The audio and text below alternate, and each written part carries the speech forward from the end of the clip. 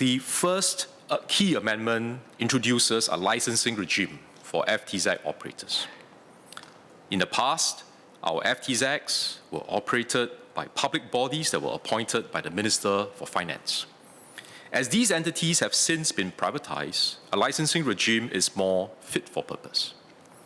Through the licensing regime, we'll be able to specify and enforce the necessary requirements to ensure the overall security of our FTZs and improve our regulation of the flow of goods and persons within the FTZ. For example, FTZ operators will be required to put in place necessary security structures like CCTVs and fences and provide assistance to officers of customs in the performance of their official duties. Our FTZ authorities have already put many of these measures in place today, and the proposed amendments will formalize these requirements in legislation. FTZ operators will also need to screen persons who intend to operate in the FTZ and manage the subleasing of premises in the FTZ.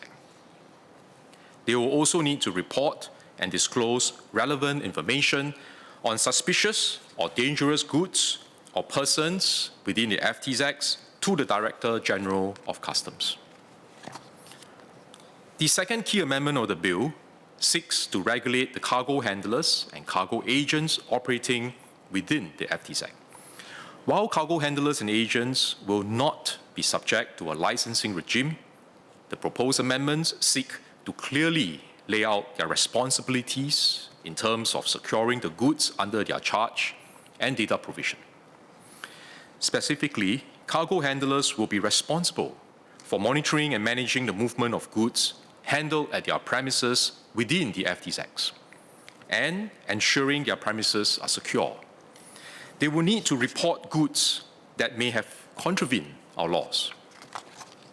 Cargo handlers and cargo agents will also need to provide specified information contained in a bill of lading or airway bill in advance of their entry or transshipment of their goods through Singapore.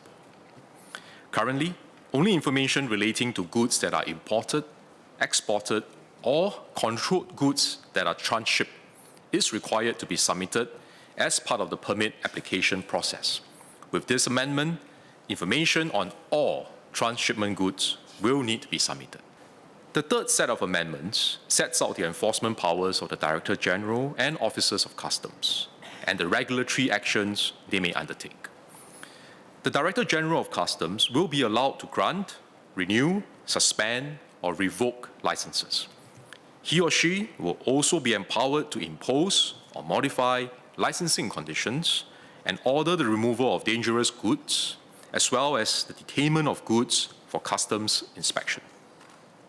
The bill will also introduce powers for officers of customs to enter any area within the FTZ and inspect or remove goods within the FTZ.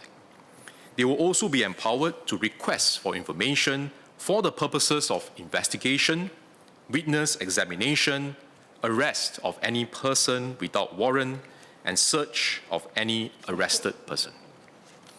These powers are necessary to allow customs, as the FTZ regulator, to ensure the compliance of FTZ operators, cargo handlers, cargo agents, and other entities and persons operating within the FTZs.